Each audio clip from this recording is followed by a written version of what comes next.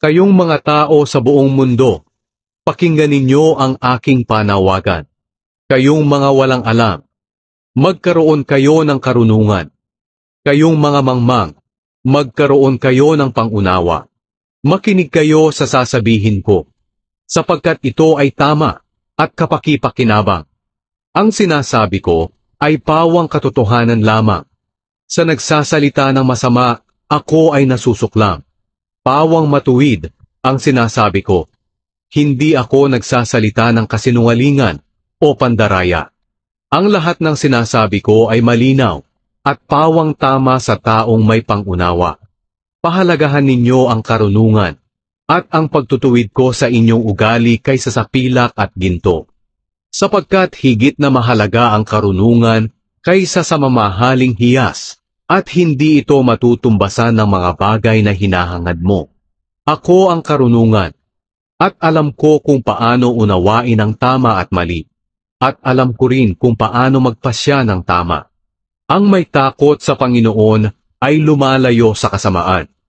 Namumuhi ako sa kapalaluan, kayabangan, pagsisinungaling, at masamang pag-uugali. Magaling akong magpayo, at may sapat na kaalaman. May pangunawa at kapangyarihan. Sa pamamagitan ko nakakapamuno ang mga hari, at ang mga pinuno'y nakagagawa ng mga tamang batas. Sa pamamagitan ko, makakapamuno ang mga tagapamahala at mga opisyal, ang lahat na namumuno ng matuwid. Minamahal ko ang mga nagmamahal sa akin. Makikita ako ng mga naghahanap sa akin. Makapagbibigay ako ng kayamanan, karangalan, kaunlaran, at tagumpay na magtatagal. Ang maibibigay ko ay higit pa sa purong ginto at pilak. Sinusunod ko ang tama at matuwid. Bibigyan ko ng kayamanan ang nagmamahal sa akin. Pupunuin ko ang lalagyan nila ng kayamanan.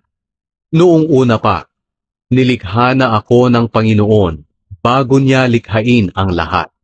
Nilikhanan niya ako noong una pa man. Naroon na ako nang wala pa ang mundo.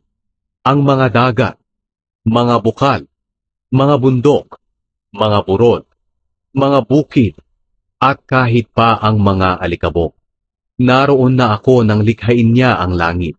Maging nang likhain niya ang tagpuan ng langit at ng lupa. Naroon din ako nang likhain niya ang mga ulap, nang palabasin niya ang tubig sa mga bukal mula sa kailaliman. Nang ilagay niya ang hangganan ng mga dagat upang hindi ito umapaw, at nang ilagay niya ang mga pundasyon ng mundo. Katulad ko'y arkitekto na nasa tabi ng Panginoon. Ako ang kanyang kasiyahan sa araw-araw, at lagi naman akong masaya sa piling niya. Natutuwa ako sa mundong nilikha niya, at sa mga taong inilagay niya dito.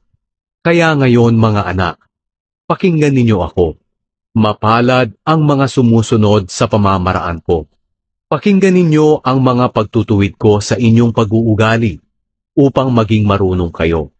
At huwag ninyo itong kalilimutan. Mapalad ang taong laging sa akin nakatuon ang isip, at naghihintay para makinig sa akin. Sapagkat ang taong makakasumpong sa akin, ay magkakaroon ng maganda at mahabang buhay, at pagpapalain siya ng Panginoon. Ngunit ang taong hindi makakasumpong sa akin, ay ipinapahamak ang kanyang sarili. Ang mga galit sa akin, ay naghahanap ng kamatayan.